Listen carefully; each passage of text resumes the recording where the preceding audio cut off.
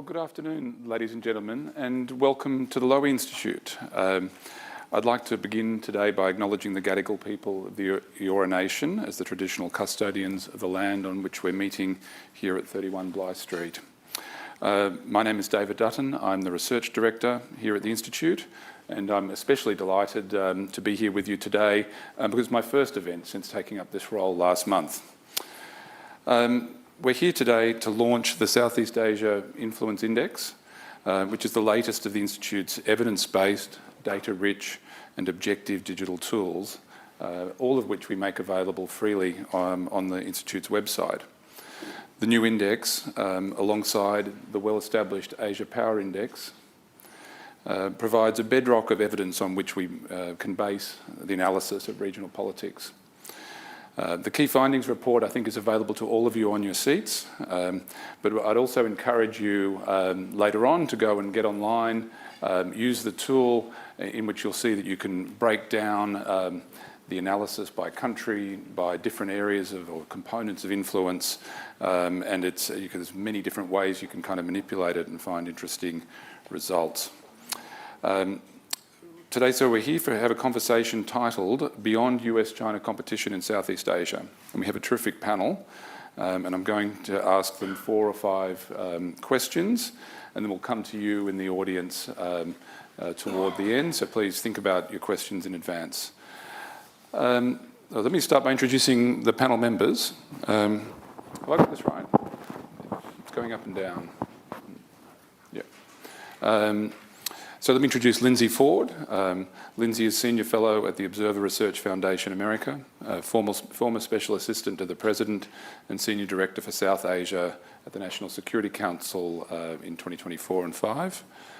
Hoang Thi Ha is Senior Fellow and Coordinator of the Regional Security and Political Studies Program at ICIS, the Yusof Ishak Institute in Singapore.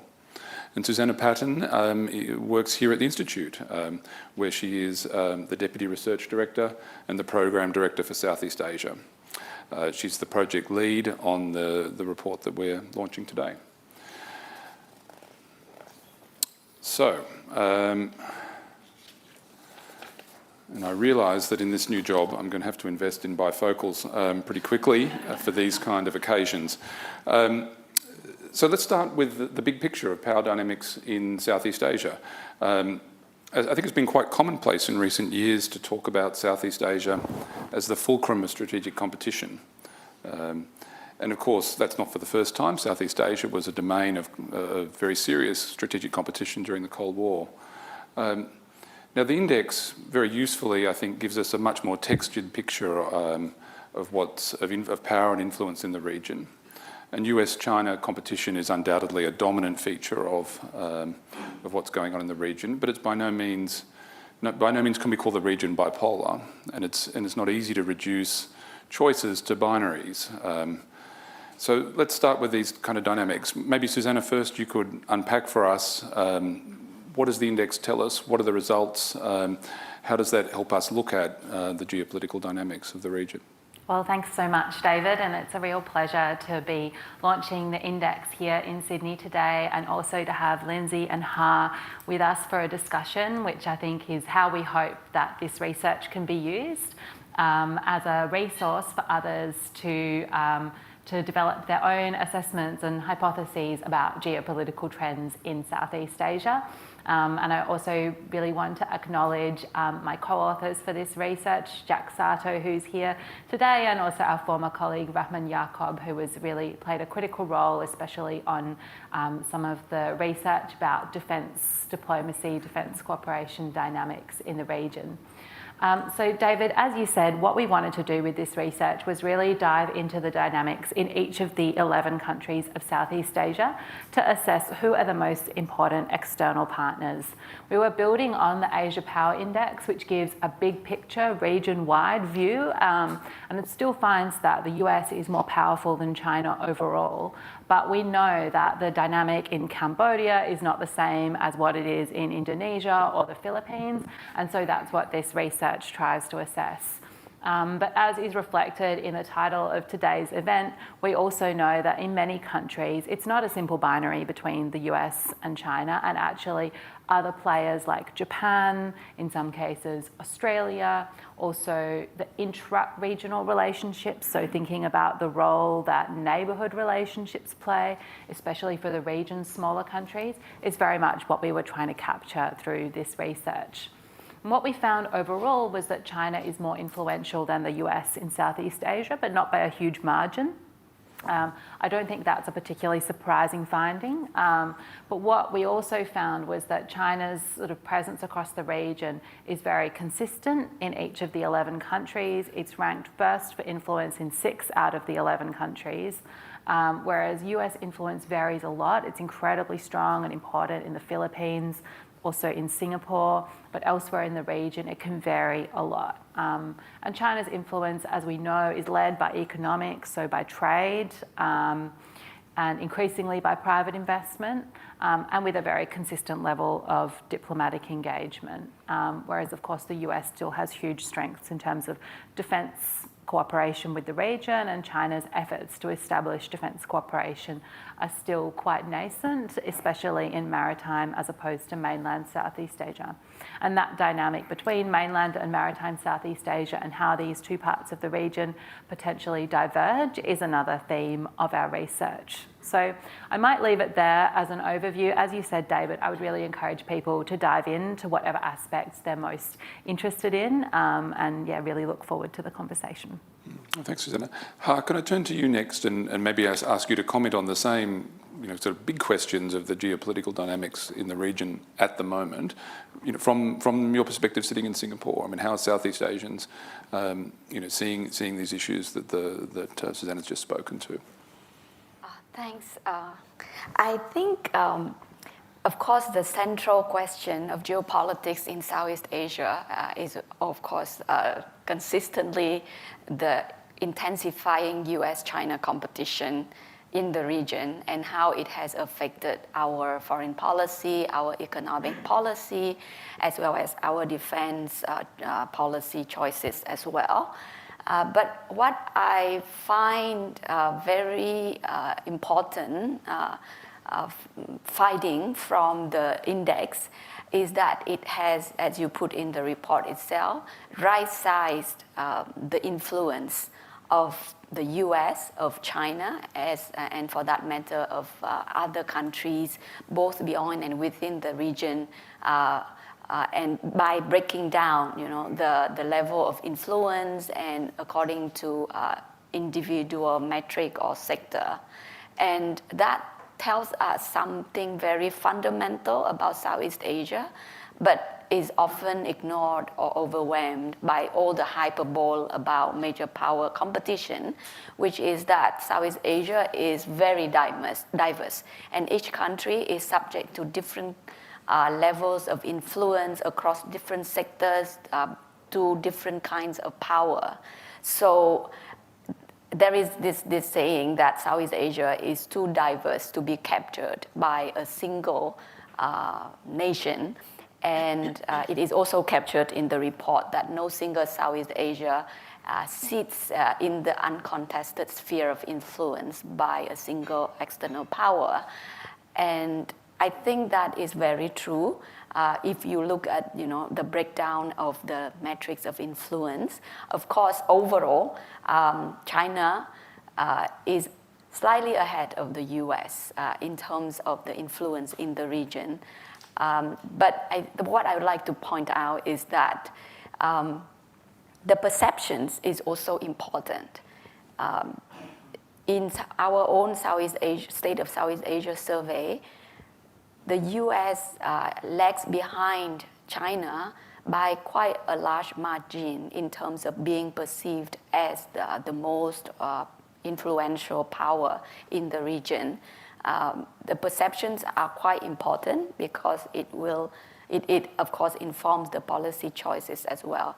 But we are always reminded that perceptions are not policies. And I think of the 3 dimensions in the very objective metrics of influence that you try to capture, the very quite objective metric of perceptions that our own survey would try to capture, but also the ability to influence outcomes could be quite different as well. And that is what we see US influence and US power in action in the past few days at the ASEAN summit. At the time when everyone is talking about American retreat, we have seen the US exerting its way, especially personally Trump, of course, on two security issues in the region, the US at the Thailand-Cambodia border conflict, as well as the scam center issue. So we have to, I think, together with the index and our own survey and the growing number of data sets that are being churned out because of the importance of Southeast Asia as an arena of US-China competition, we will develop a more comprehensive and nuanced view of US of great power competition in the region. All right, well, thank you. And look, I wanted to turn to the US next and ask Lindsey to maybe take us a bit further on some of these questions about US power in the region. I was quite struck in looking at the index that there's a measure for diplomatic influence in which the United States ranks only 10th. And the particular reasons for that are the way in which we're measuring diplomatic dialogues and high-level visits. So that does tell us something about where the US isn't as present in the region. It doesn't yet, the data it actually does include development assistance and predates the sort of closure of USAID, so it probably hasn't caught up with some of what's been happening this year.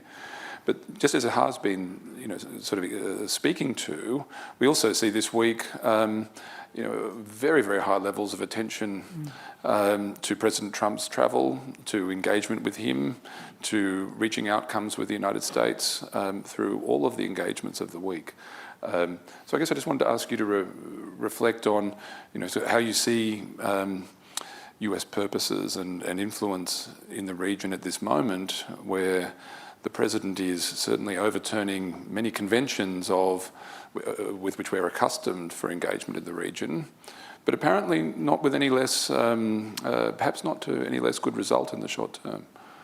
Yeah, thank you, David, and thank you to Susannah and Lowy Institute for inviting me to join. I think this is an excellent report and will be extremely useful for folks. The diplomatic measure, I will confess, when I read through the numbers in the key findings report, was a little rough as a former American official to be seeing that you rank 10th. You sort of think like, I can stomach second, but 10th, that's hard. I do think when you look at the specific metrics though, look, if we're talking about numbers of meetings and things, the United States is never going to rank quite as high because it is frankly really hard to get US officials back and forth all the way to Asia. I will say that during the Biden administration, I actually think on most metrics when it came to how many meetings we were coming to, the amount of dialogues we had, the amount that we had senior officials actually in the region, it ramped up to the point that I would say many of my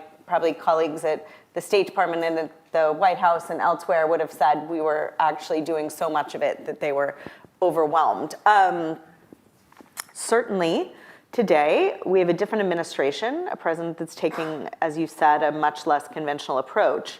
And yet, from what I can see, you have countries still willing and actually quite eager to have the United States attending and joining these engagements and looking for opportunities to sign new arrangements with the United States, which tells you something that I think is really obvious when you look at just even the visuals in this index.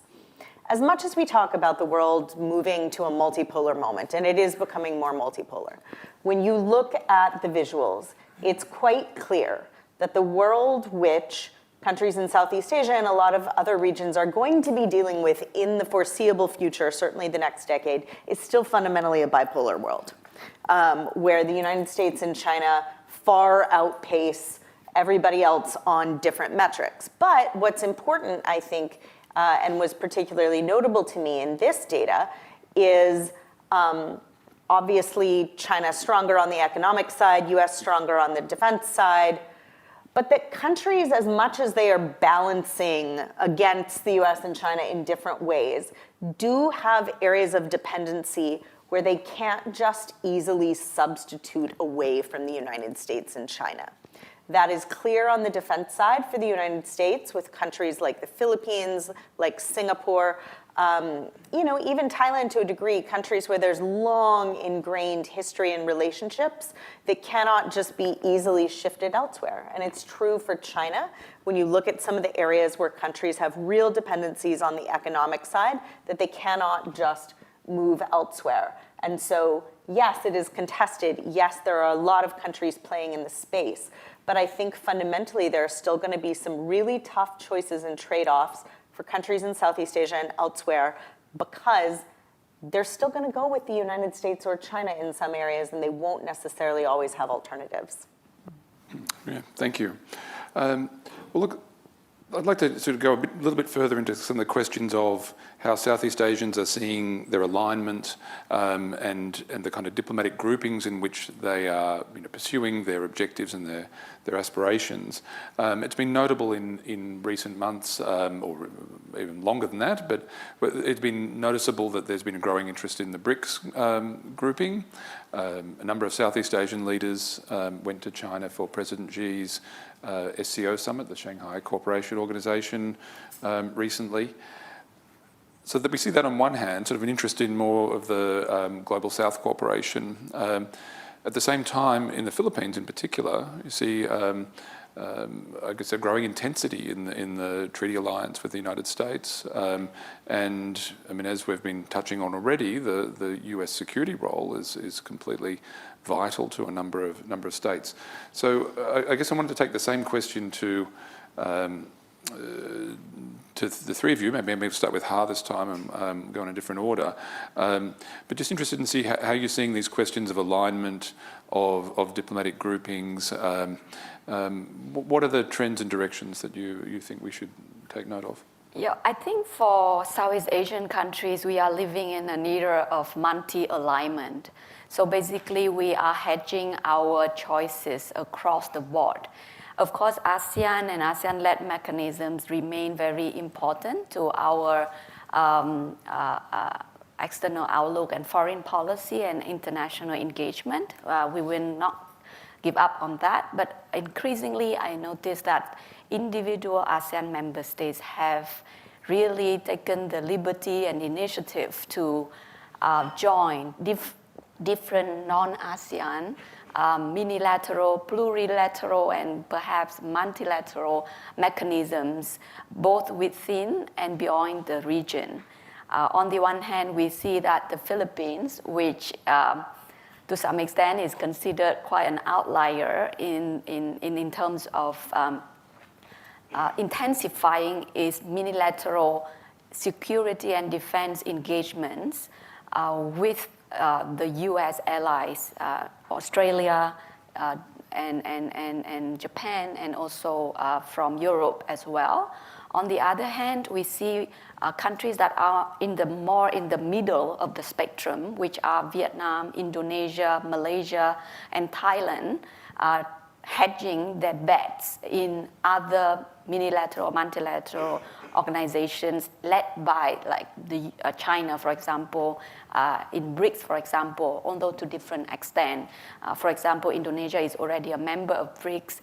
Malaysia really wants to be a member of BRICS, but it has not become a member yet. Vietnam is happy to be a partner of BRICS. Basically, and also they are trying to diversify their partnerships beyond their traditional partners. Now moving all the way to like Central Asia, SCO, the Middle East, the GCC, and also they are increasingly talking about inter-regional cooperation, trying to explore new additional avenues of cooperation with Europe, including through EU, but also with individual European powers as well. So I think in this era of a lot of disruptions and change, countries are quite aggressive and quite liberal in being when putting their bet in many different forums and initiatives. All right, thank you.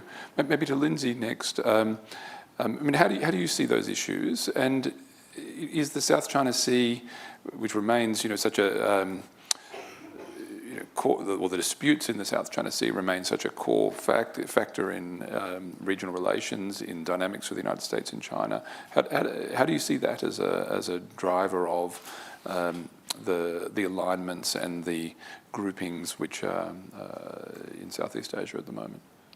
Well, I think when you look at the Philippines, which certainly shows up a bit as an outlier in this report,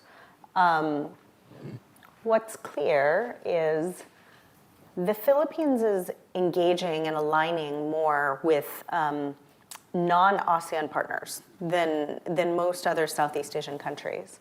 And I think that there are a number of reasons for that, but the most obvious one to my mind is the Philippines, the threat picture that the Philippines is facing in the South China Sea is acute, it is near term, they feel compelled to do something about it.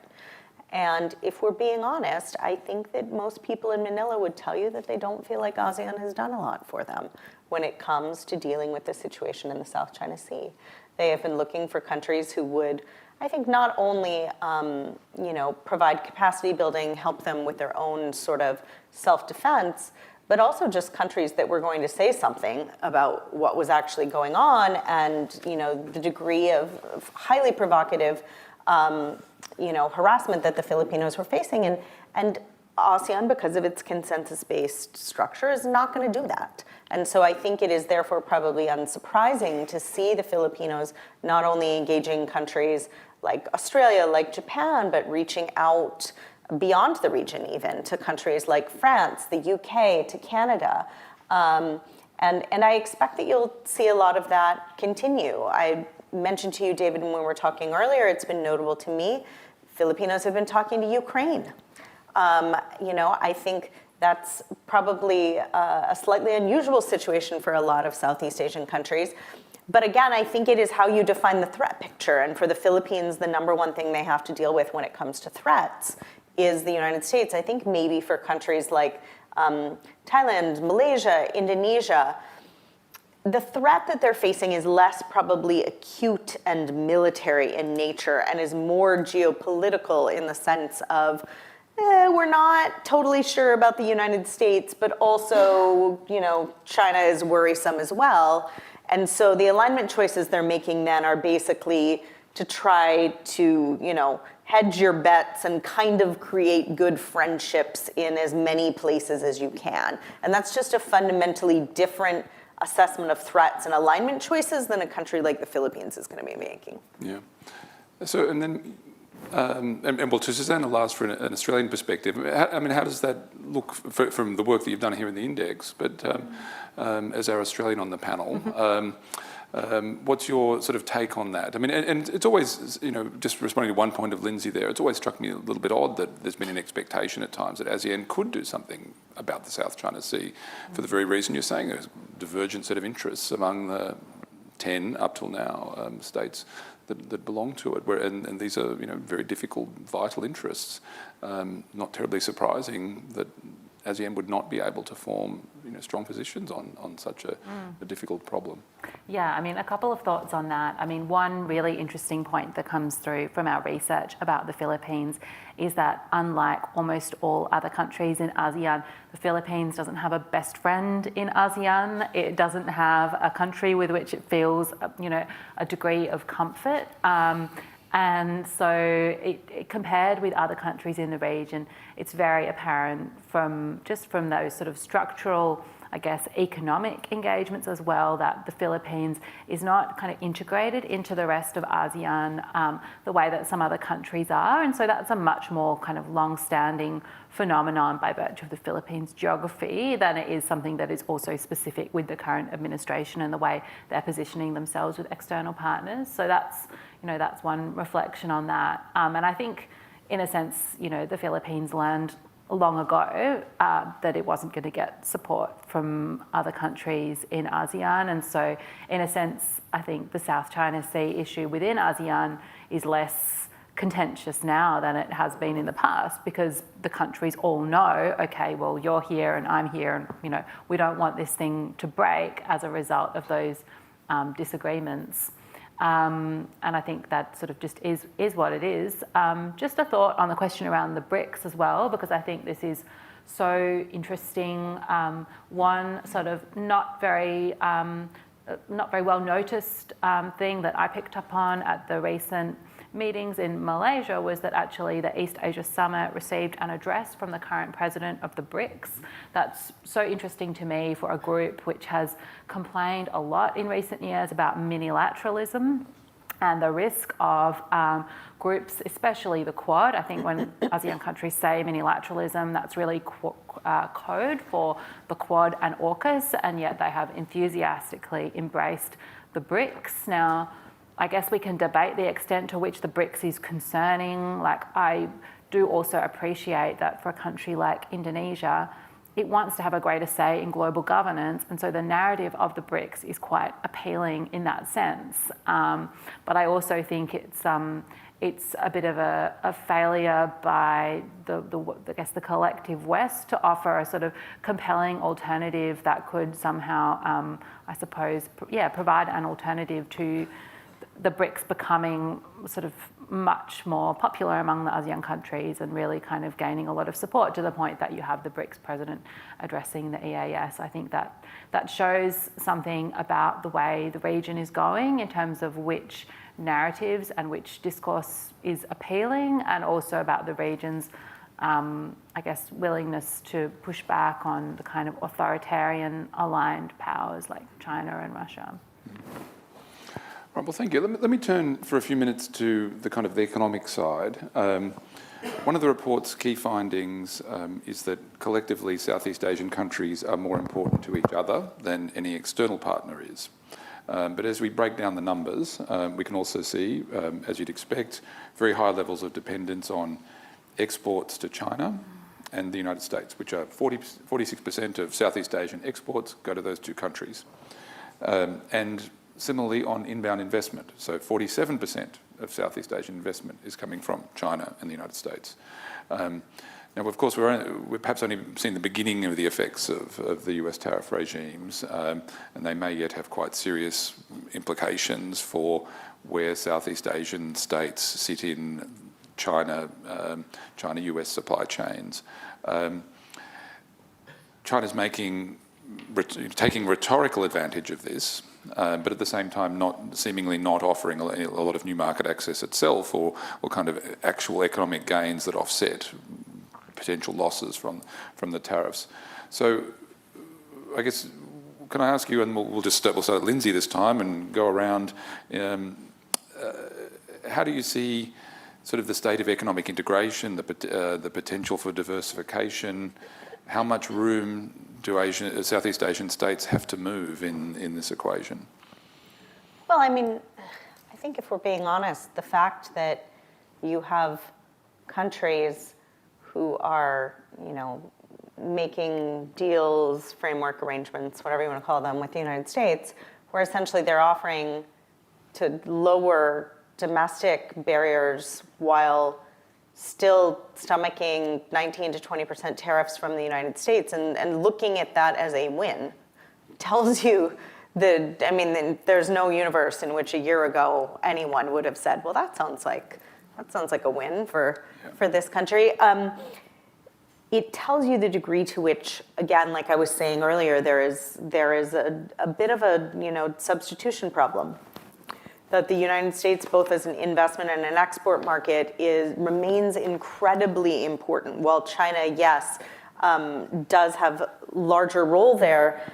In Southeast Asia, at least, the United States remains a vastly important source of investment and an export market for Southeast Asian countries that they're going to need and want to continue to engage with. And I think when it comes to the tariff situation, what we're seeing is for most countries, the calculus seems to be, can I have a tariff rate that is slightly lower than maybe my neighbor and certainly lower than China, because then what I really want is that the calculus for American companies will still be to see perhaps Vietnam or Thailand or Malaysia as a more attractive destination than China. And as long as I'm like less and on the threshold picture, I'm still relatively speaking more attractive, then I think people are essentially sort of plugging their noses and moving through the tariff situation because it's somewhat relative. Yeah.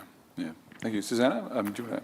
Yeah, I mean, I think I very much agree with Lindsey. Like, it's so striking that, you know, even despite the, you know, those tariff impositions and the original tariffs on Liberation Day, they would have devastated countries like Cambodia and Vietnam. 19 to 20% is probably a level that they can live with, given the tariff differential. What I find interesting in the long term is, you know, how does this affect willingness to work with the US in the long term? Because clearly in the short term, everyone wants a fix. But I think behind the scenes, there is a lot of, I guess, resentment about the one-sided nature of the negotiations, even just the conduct rather than the outcome. And I mean, yeah, those recent deals that Trump made when he was in the region are so interesting because countries have essentially, agreed to lower so many barriers in the hope that they'll receive exemptions for particular products in future, but still unspecified what those carve-outs might be. So that's, you know, something that I think is worth watching in the long term, especially, say, for a bigger country like Indonesia, where that sense of kind of national pride and needing to be respected is probably more important than for some smaller players who are sort of more willing just to kind of, I guess, go with the flow in international affairs. David, can I add just one point on that? I think that one of the potential risks of where we are in sort of the tariff conversation and stuff right now, that I don't think will show up for a little while, is what is the impact of these tariffs going to have in the long term on economies here in the region? How much drag does it create? And what are the knock-on domestic political implications of that economic drag? To me, there are risks in a number of areas. One, not just in Southeast Asia, but more broadly in the region. As a former defense official, I think, you know, the United States is telling countries, hey, you need to up your defense spending, you need to, you know, handle your own affairs more. That's all well and good, but that is much harder if your GDP growth is not what you think it is going to be. There are frankly less dollars to go around then for increased defense spending. You know, if countries are getting squeezed because their economic growth is not at the levels that they want it to be, domestic spending on things like education and development gets harder. And what that means in terms of overall stability and the domestic political situation is a little bit of a question mark. So to me, the real risks, like people will muddle through the current conversation in tariffs and how we work through it, but I worry that you're not going to really see some of the potential implications for a few years, and the domestic impact is one that I really worry about. Yeah, thank you. Ha. Well, I think in terms of trying to manage Trump and trying to conclude trade deals with the US, I think most countries in the region are now trying to focus on the short term, right? Just try to survive the Trump and the threat to increase the tariff even higher. And that's why I think countries, you know, admittedly have made a lot of concessions. It is not only in terms of lowering the tariff rates almost to zero to a lot of to all US imports. But this morning I read the Nikkei Asia report that in the trade deal signed recently between the US and Cambodia and Malaysia, these two countries have agreed to a few provisions that are deemed quite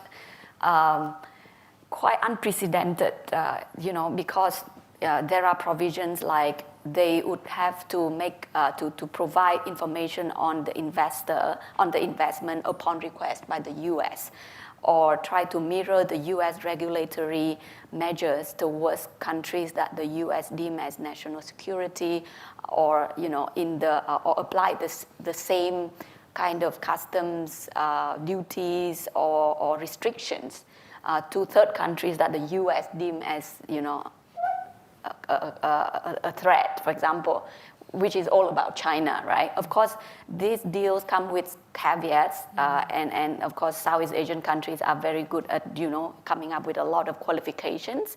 But for the moment, they just want to have the deal signed, and then, we will sort it out later in terms of implementation. In terms of the long term, they are why trying to resolve the short term. I think they are working on the long term, including two main pillars. One is increasing the inter-regional trade and investment, and the second one is diversification, reaching out to external partners. But I think this takes a lot of time, and in the short term, there is no substitute for the U.S. as the largest export market for the region, as also the largest source of investment for the region. And fundamentally, the economic model of Southeast Asian countries is the open regionalism, right? When we talk about like inter-regional ASEAN trade and investment, we try to sign a lot of free trade agreements among ourselves and with dialogue partners to liberalize trade among ourselves, so that we can invite more investments from MNCs to the region to set up manufacturing in the region and then to export elsewhere. The inter-regional trade volume within ASEAN has hovered around 23 to 25% in the past, I think, 3 or 2 decades. And the fact that it has hovered around that level says a lot about the economic model.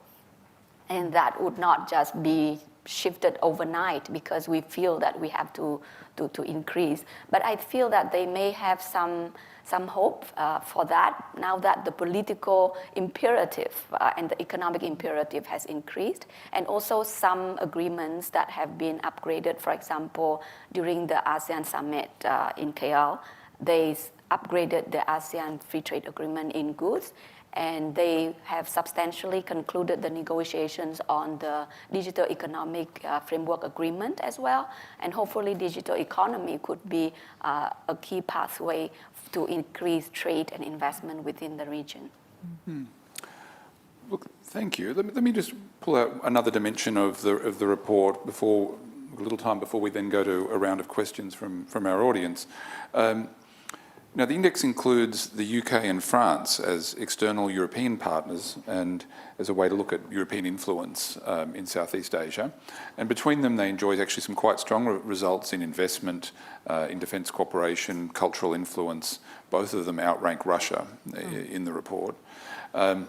Now, it's beyond the scope of this work, but if we had the EU27 here in the data, the EU27 would be the third largest investment partner and trading partner of Southeast Asia. And we see in Brussels a bit of renewed interest in trade agreements and even sort of reference to ideas like trying to join the EU and CPTPP in future. So I guess I want to just broaden the aperture here for a moment and decenter slightly the kind of Indo-Pacific frame which characterises our focus most of the time.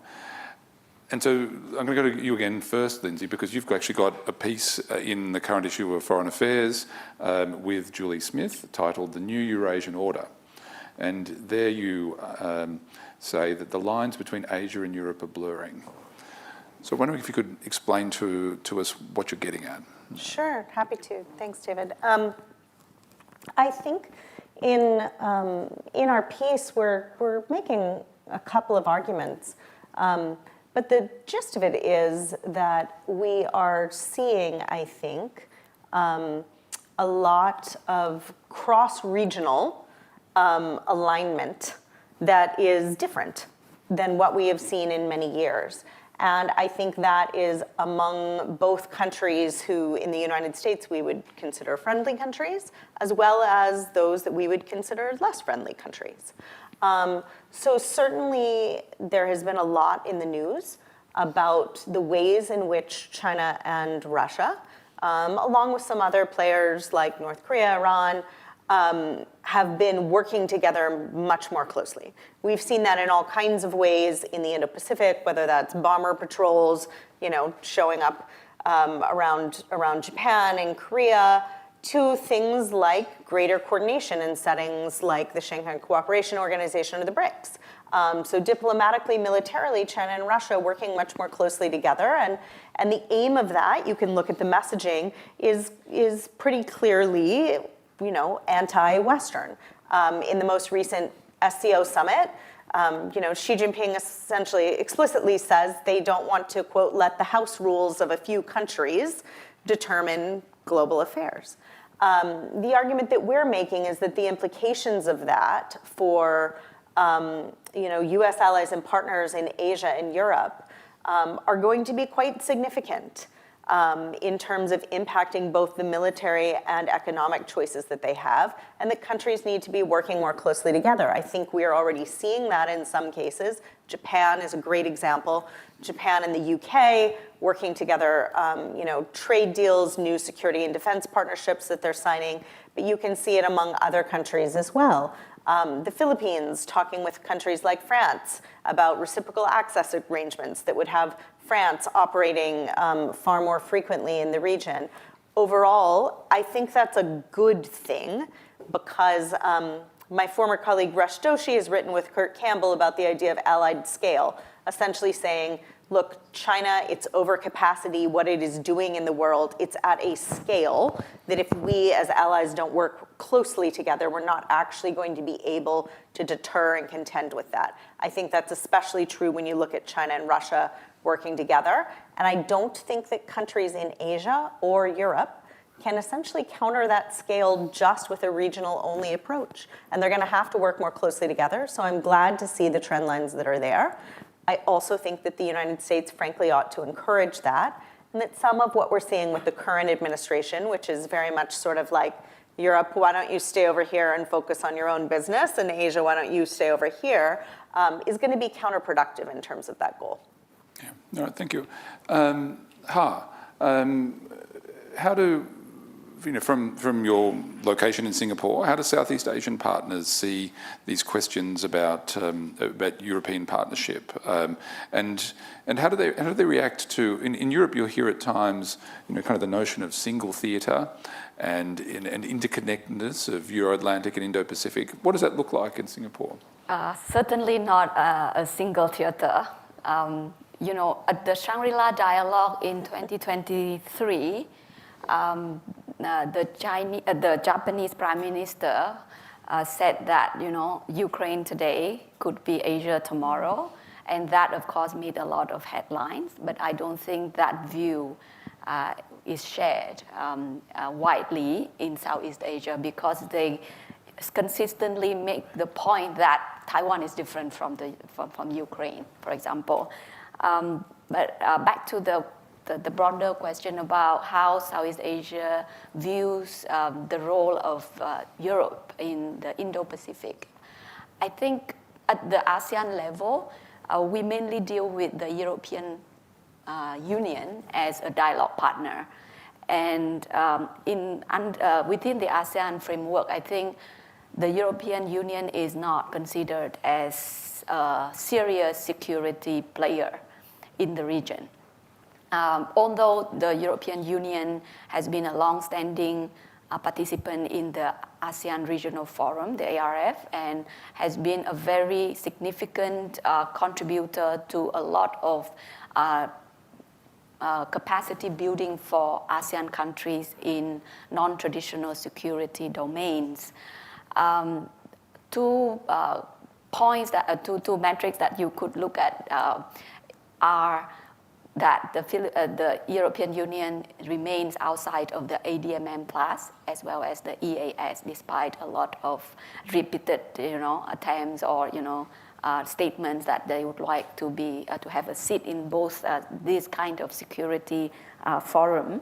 But at the national level, I think there are a lot of avenues for individual European powers to engage with the region in conventional security aspects. And of course, the UK and France, for example, they do have defense, very deep-rooted and long-standing defense partnerships with certain countries in the region.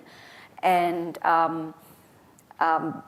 they have, conducted a few kind of, patrols or joint exercises to the region. But this must be undertaken quite carefully when it comes to Southeast Asia, because there is still, it could be played up by certain opponents that, it is a mimic of new colonialism. Of course, some countries in the region do appreciate very much these operations as for strategic messaging about the importance of UNCLOS, about freedom of navigation, but I think this view is not shared across the board. One particular dimension that I would like to focus on further in the future is the fact that Europe is rearming and is trying to revive its defense industry, and that would make Europe a more credible and robust partner in the future as an arms supplier for Southeast Asian countries. And that has already happened, but I think in the future, maybe not in the near future, but in the future, that could boost the credibility and the seriousness of Europe as a security partner in the region. And Susannah, what is your sense of how Australia is seeing the kind of questions we're talking about here and the kind of argument that Lindsey's making? And if you can give 1 or 2 minutes on that, and then we'll try and get to some questions. I'll be very brief. Just one quick observation on what Ha mentioned. I think China does push a narrative of strategic overcrowding in Asia, the idea that there are too many countries coming in and it's sort of overwhelming and raising tensions, etc. This was a question that we discussed throughout the course of our research as part of expert interviews we did, and almost no one we spoke to agreed with the idea of strategic overcrowding. Everyone we spoke to said, no, our country wants more engagement from the world. We want to diversify, and it's not an issue. I think for Australia, we probably do still tend to see the world in sort of terms of separate theatres, and I guess the authoritarian alignment sort of challenge maybe requires us to think differently about some of these things. But I suppose in terms of what do you do about it, I see the role of European countries in Southeast Asia as being quite important in some dimensions, but ultimately I'm not sure how much there is to be gained by focusing too much in terms of bureaucratic coordination of that effort, because I would rather that Australia just invested more in its own bilateral partnerships rather than sort of trying to necessarily coordinate efforts with others or kind of over-egg that. I think what they do is good, and they should keep doing it, but we don't need to focus on it too much in a policy sense. All right, well, thank you. Look, we've got 10 minutes or so, maybe a touch longer, so we'll take a few questions. When you ask your question, could you please perhaps stand, tell us who you are and make a statement. No, don't make a statement, ask a question. So to try and keep your questions short and to the point, but please, sir. Jersey from Pacific Polarity. Oh, there's a microphone coming, I'm sorry. Yep. Jersey from Pacific Polarity. So it was mentioned earlier that Trump got perhaps surprising and even unprecedented concessions from various Southeast Asian countries during his recent visit, but also that in the long term, maybe some of his approach might push for a more long-term shift for more hedging against the US, also against China as well. So I'm wondering specifically on Trump's approach to the region, what parts of it might work actually better than his predecessors and what parts would work less well?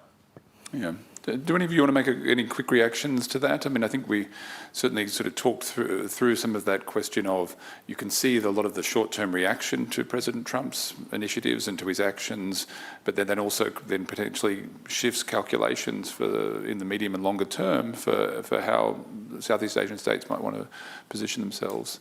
But open to any of you who want to offer an answer. My quick reaction would be this. I think that there are some things that, if you look at the near-term implications, Southeast Asian countries dropping some of their tariff or non-tariff barriers, that's definitely something the United States has wanted for quite some time. Some of the things that Ha was talking about related to basically aligning investment screening and export control rules, definitely something that the United States has wanted, right? A very unconventional way about going about getting it. But I think on balance, a lot of American companies would tell you, great, I'm glad that we will have greater market access than we've had in the past. Where I think there are risks, aside from what I outlined, is this.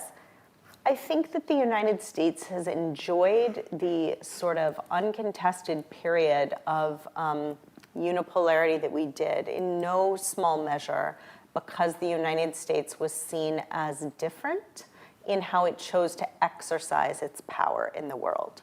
And more, more of an open and in some ways generous, if you will, exercise of that unipolarity. I think to the extent that the United States looks like in the way that we exercise our power, it doesn't feel a whole lot different from what China is doing. In the long run, that will be to our own loss. Well, I can also only talk about the short term, and actually not everything that Trump has done to the region has brought only collateral damage. Southeast Asia is very diverse, and you could see that different countries have, or different sectors in individual Southeast Asian countries have benefited somewhat. For example, if you compare between Thailand and Cambodia in the recent border conflict, Thailand has resisted international involvement, including ASEAN, in this conflict. And Cambodia has been crying for international involvement from the UN, ICJ to ASEAN. And so far, Trump has made Cambodia very happy, right? This is something unthinkable just a few months ago if the conflict didn't happen. On the economic side, of course, the tariffs are shocking, and it has created a lot of disruptions and loss of profit to our businesses. But at the same time, I think if you think of the long term, this kind of tariffs has really awakened us out of the complacency about our economic model that has been reliant on imports from China for intermediate goods and raw materials and export to the US so easily, right? And that's why it now gives accentuates the incentives, the imperative for Southeast Asian economies like Vietnam that are trying to graduate out of the current model to increase its local participation in the global supply chain. And this applies to other countries in the region as well. For example, Malaysia. Recently, a minister in Malaysia, the economic minister, Liu Chien-tong, he said, the old model is dead. Now we have to step up by increasing the localization of the supply chain. So it is not that, everything is forced by Trump, but, and we have to make concessions, but it can also create certain imperatives and incentives for us to grow towards a more sustainable and resilient model. Look, we might take another question. I saw the hand at the gentleman at the back. Thank you. My name is Cole Timon. I'm a Master's of International Relations student at the University of Sydney. The specter of Taiwan, I think, hangs over a lot of U.S.-China relations. And I'm curious about feelings among Southeast Asian nations with regards to the Taiwan question, and I think predictions are fraught, but I'm curious on your thoughts if within the next few years we see more aggression of China toward Taiwan or an attempt to retake the island, how Southeast Asian nations might react to that, whether that would drive more insularity or might push them to within one camp or another respect to the Taiwan question. Thank you. Do you want to, does one person want to take that, and we might try and get through a couple more questions, unless you all want to comment. It's a big issue. But Ha, do you want to? The question's directed. I'll try to be brief. I think at least among Southeast Asian governments, I think there is a very big reluctance to tackle seriously the contingency surrounding the Taiwan Strait. Maybe it is at the back of their mind, but everyone is hoping that it will never happen. And so far, I think what they can do so far is to express the hope that the status quo will remain, and every dispute or disagreement will be resolved peacefully. So basically, they are opposed to the use of force. That is for sure. But when push comes to shove and something happens, a contingency happens, and war breaks out, I think maybe individual countries may have had some kind of strategic planning or contingency preparedness. We don't know, but in the public domain, we don't see a very serious or serious attempt to tackle this one head-on or publicly. And then next I had the gentleman in the white and red. Yep. Except for the Philippines, of course, which has the direct stakes in this situation. Hi, my name is Mike Cherney. I write for the Wall Street Journal here. So a question for Lindsey. Just if you were sitting in the Pentagon or the State Department right now, what would you think is America's biggest challenge in Southeast Asia? Is there a country where it is losing influence to China? Does the U.S. need some sort of enhanced defense access somewhere to deal with the Taiwan contingency? What's the biggest challenge facing the U.S. in Southeast Asia, and what should Washington do about it? Thank you. I think that the biggest challenge, frankly, that the United States faces in Southeast Asia right now is, typically what has driven U.S. defense engagement in Southeast Asia, what has been most welcome, I would say, is this focus on transnational threats, right? The things the United States has done to help with disaster relief, with cybersecurity training, with maritime security, even health security was a big focus during COVID. The Pentagon actually helped provide a lot of vaccine assistance. These are all the things that, I think have enabled greater, more traditional military cooperation between the United States and some countries in Southeast Asia. That is harder for us right now because the United States is, maybe not as interested in working on or prioritizing some of these transnational issues that I think are real priorities for Southeast Asian partners. And there's going to be a little bit of a mismatch because, as Ha said, what a lot of folks in DC would really like to talk about are how are you going to deal with the South China Sea? How are you going to deal with Taiwan? Not always a topic that folks in Southeast Asia are super keen on. And so there is usually a little bit of a dance of how you do stuff on transnational security as well as talking about some of those things. And that's going to be a harder balance for us as we cut back on some of those tools. All right, we have just a few seconds to fit in one last question. So here in the front row, if you could be very brief and so we can try and wrap up on time. Hi, I'm Jack. I'm a research assistant here at the Institute. I'm asking a question on behalf of our ex-colleague Ruckman, who can't be here today. So the US and Cambodia have stepped up and agreed to step up their defense cooperation. Do you think this will dilute China's influence in Cambodia? Right, who would like to venture an answer?